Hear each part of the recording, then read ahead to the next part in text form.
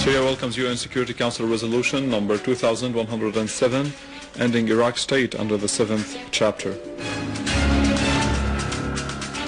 And terrorist Mahmoud Hassan tells Syrian TV how he carried out a terrorist explosion at the TV building last August. And thousands of Bahrainis take to the streets of Satra Island to protest Al Khalifa's oppressive policies.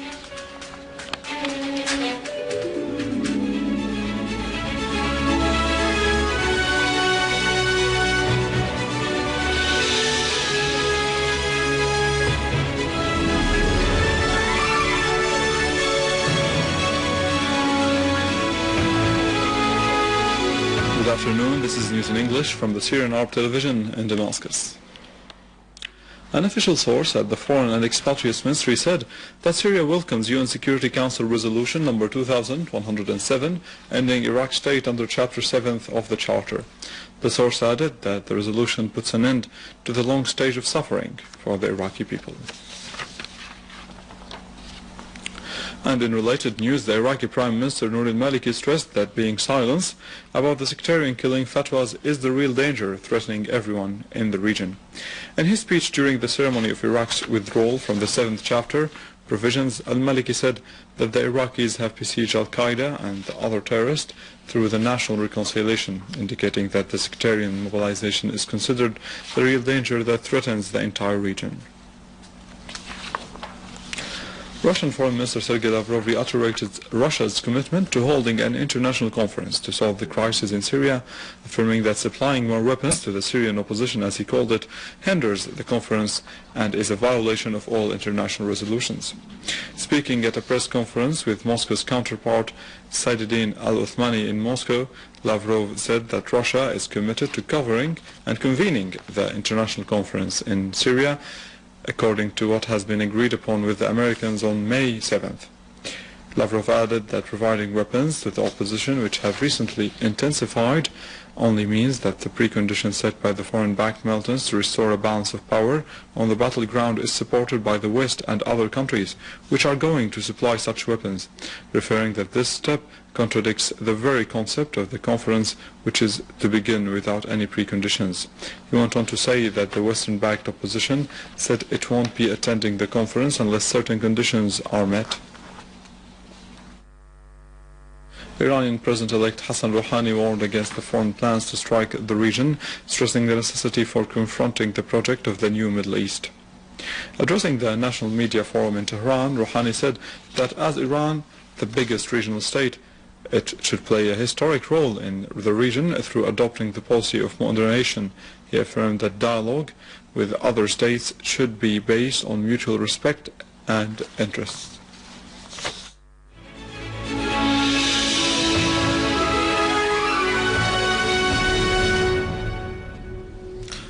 Spanish Supreme Court issued a warrant for search and arrest for 2 terrorists who are linked to 8 other terrorists who were arrested earlier last week for their role in attracting terrorists and sending them to fight in Syria with armed terrorist groups here. According to a Spanish media source, the Spanish National Court judge issued a search and arrest warrant for the 2 terrorists of Moroccan origin.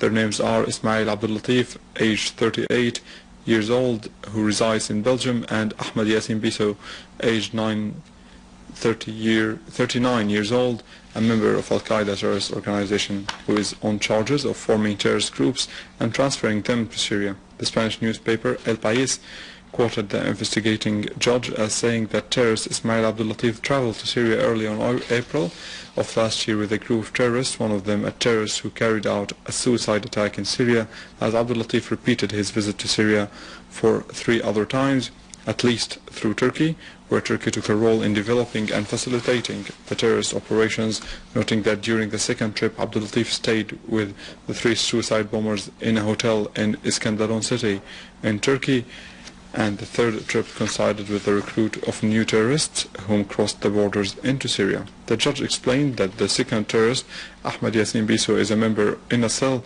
as he is a candidate to be sent to fight in Syria, as he took training sessions and fitness, and he held several meetings with terrorists in the city of Sabta in Morocco. That was proved through telephone conversations he made. Terrorist Mahmoud Muhammad Hassan confessed to planting an explosive device in the general establishment of Syrian radio and television building in Damascus, which was detonated remotely on August 6, 2012, injuring a number of his co-workers. محمد حسن من مواليد أرطوز 1982. In confessions broadcast by the Syrian TV, Hassan said he works as a technician in Syria drama and Noor Sham channels at the general establishment of radio and television where his father used to work before him. Hassan said his brother-in-law Muhammad tried to get him to join an armed group, but he refused. And at a later point he was taken by a man called Ahmed al-Shinawi to meet Muhammad and members of his armed group in Artuz, where the terrorists asked him to blow up the Syrian TV building in exchange for £1 million Syrian pounds, a fake passport, and promises of providing him with travel arrangements, lodgings and work abroad. When he asked the terrorists why they wanted to blow up the building, they told him that these instructions came from Saudi Arabia. Hassan agreed to execute the terrorist plan, and al-Shinawi visited him in his home to teach him how to carry out the attack, giving him 2 soda cans containing a clear explosive liquid, instructing him to get him into the targeted building, and he complied and hid the cans in his personal closet. At a later point, al-Shinawi brought Hassan 2 cigarette packs containing the parts of a detonator, and he took them to the building and awaited there until the end of his shift at 2 a.m. when he called his brother-in-law, who gave him his instructions. Hassan attached the detonator, which was connected to a cell phone, and the cans by wires, and then placed the device in a bag and headed to the control room in the building at 4 a.m. But it was crowded, and he was too scared to get there. So he planted it to an editing room and called his brother-in-law 30 minutes later, then left the building at 8 a.m. After arriving at his house, he reported to his brother-in-law again, and less than an hour later his wife told him that an explosion took place in the Syrian TV building, and 3 days later he went back to work as if nothing happened. The aforementioned bombing resulted in injuring 4 workers at the general establishment of radio and television, causing damage to equipment and rooms and shattering windows. Authorities seized a car loaded with weapons and ammunition in Al-War neighborhood in Homs city. An official source said in the city that the seized weapons included 19 automatic rifles, RPG launchers, 38 RPG rounds, 4 anti-tank missiles, 4 shoulder-mounted rockets, and 32 communication devices. Moving to Deir ez-Zor, where a unit of the Syrian armed forces clashed with terrorists in the Jbeili neighborhood in Deir ez-Zor, killing a number of them. An official source in the city said that another unit of the armed forces clashed with terrorists in the Bsera neighborhood in the city. A Syrian army unit targeted a gathering of Al-Nusra Front in the villages of Al-Hilwe, Al-Ghannamiyeh and Al-Rabi'a in the northern countryside of Latakia city, eliminating a large number of terrorists. An official source said that an army unit killed terrorists affiliated to Al-Nusra Front, including a terrorist leader from Chechnya. The source added that clashes erupted between 2 terrorist groups in a Duerke village to the north of the city, causing the death of 9 terrorists.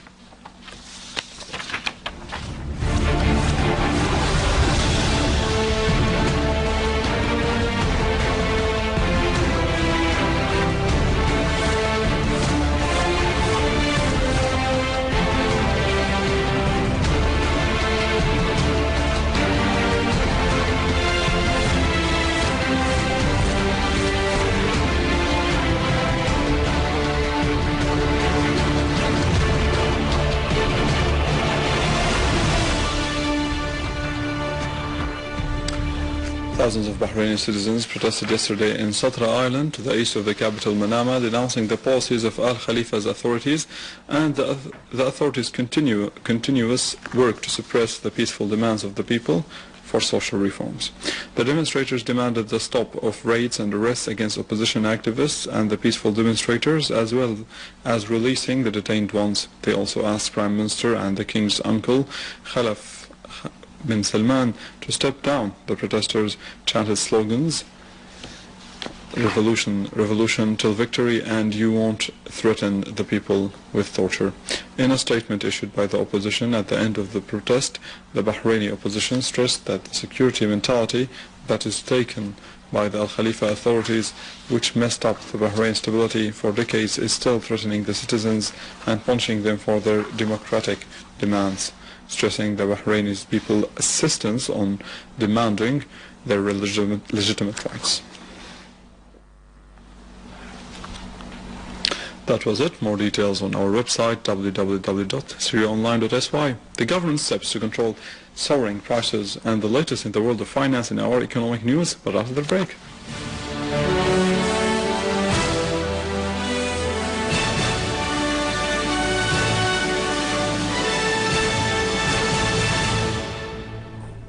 Ladies and gentlemen, good afternoon.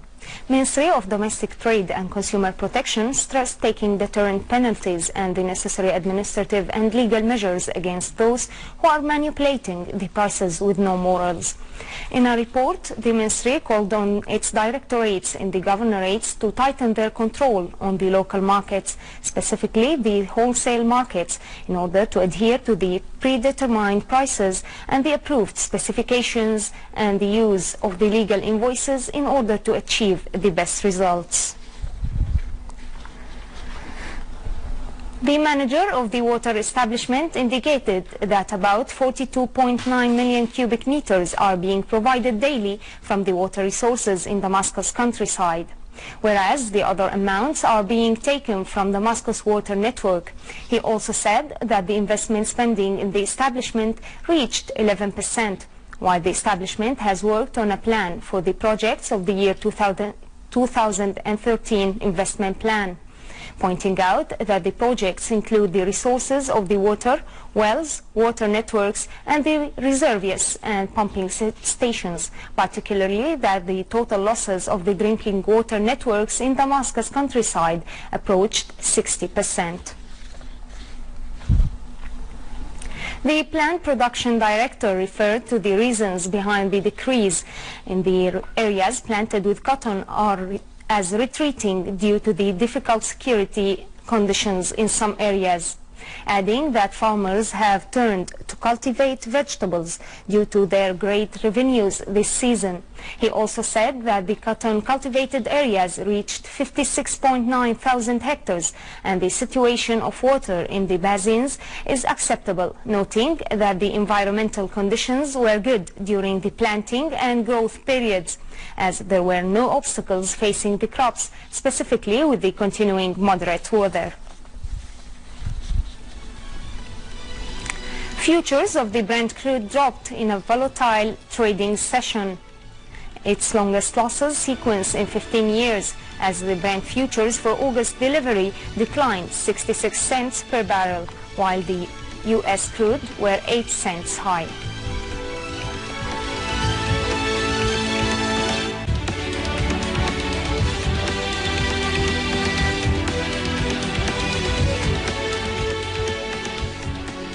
The Jewelers Assembly set the price of the 21-carat gold at 7,100 Syrian pounds, whereas the Rashadi golden coin was set at 51,600 Syrian pounds and the English coin at 57,800 Syrian pounds.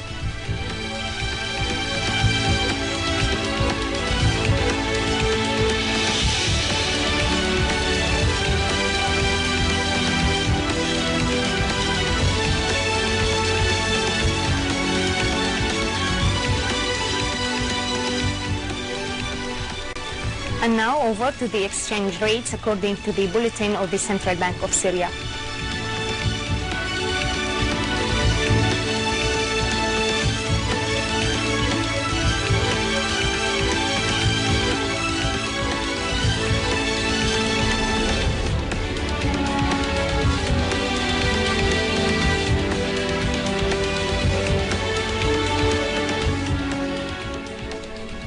Ladies and gentlemen, this was our economic news for today. Thank you for watching. Goodbye.